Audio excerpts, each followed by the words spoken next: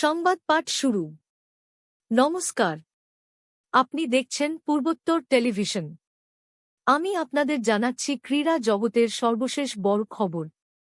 ভারত ও নিউজিল্যান্ডের মধ্যে চলমান টি-20 সিরিজের দ্বিতীয় ম্যাচে দুর্দান্ত জয় তুলে নিয়েছে ইন্ডিয়া।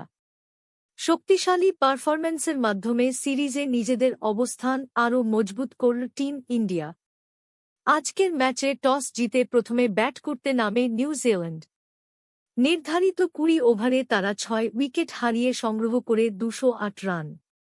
কিউই ব্যাটসম্যানদের আগ্রাসী ব্যাটিংয়ে ভারতের সামনে দাঁড়ায় বড় রানের লক্ষ্য তাড়া করতে নেমে শুরু থেকেই আক্রমণাত্মক মেজাজে ব্যাট করতে থাকে ভারতীয় দল।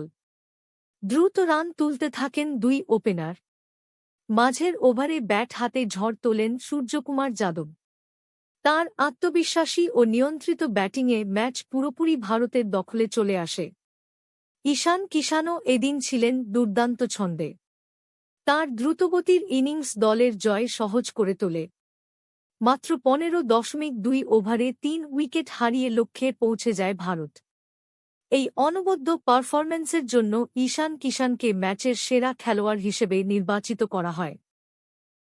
ক্রিকেট বিশ্লেষকদের মতে ব্যাটিং ও বোলিং দুই বিভাগেই ভারসাম্যপূর্ণ খেলাই ভারতের জয়ের মূল চাবিকাঠি। এই জয়ের ফলে টি-20 সিরিজে ভারত বর্ষর আত্মবিশ্বাস অর্জন করল। এখন দেখার পরবর্তী ম্যাচে নিউজিল্যান্ড কিভাবে ঘুরে দাঁড়ায়। এই ছিল ক্রীড়া জগতের আজকের বড় খবর।